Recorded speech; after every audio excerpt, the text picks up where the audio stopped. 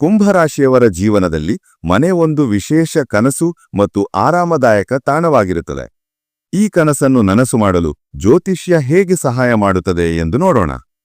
ಕುಂಭರಾಶಿ ಮತ್ತು ನಿಮ್ಮ ಸ್ವಭಾವ. ಕುಂಭರಾಶಿಯವರು ಸಾಮಾನ್ಯವಾಗಿ ತುಂಬಾ ಆಧುನಿಕ, ಸ್ವತಂತ್ರ ಮತ್ತು ಸೃಜನಶೀಲ ವ್ಯಕ್ತಿಗಳು. ಈ ರಾಶಿಯ ಅಧಿಪತಿ ಶನಿಗ್ರಹ.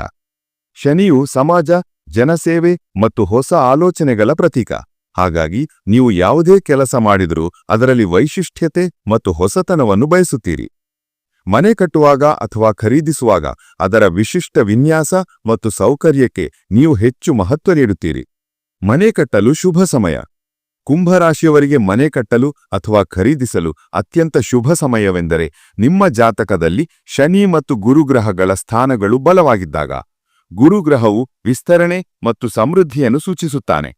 2026ರ ಕೊನೆಯಲ್ಲಿ ಮತ್ತು 2027ರ ಮಧ್ಯದಲ್ಲಿ. ಈ ಅವಧಿಯಲ್ಲಿ ಕುಂಭರಾಶಿಯವರಿಗೆ ಆಸ್ತಿಯಲ್ಲಿ ಹೂಡಿಕೆ ಮಾಡಲು ತುಂಬಾ ಒಳ್ಳೆಯ ಯೋಗ ಇದೆ.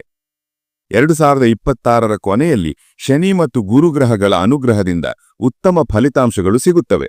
ಹಾಗೆಯೇ 2027ರಲ್ಲಿ ಈ ಗ್ರಹಗಳ ಬಲದಿಂದ ಮನೆ ಕಟ್ಟುವ ಕೆಲಸ ಸರಾಗವಾಗಿ ಮತ್ತು ಯಶಸ್ವಿಯಾಗಿ ಆಗುತ್ತದೆ. ಒಳ್ಳೆಯ ದಿನಗಳು.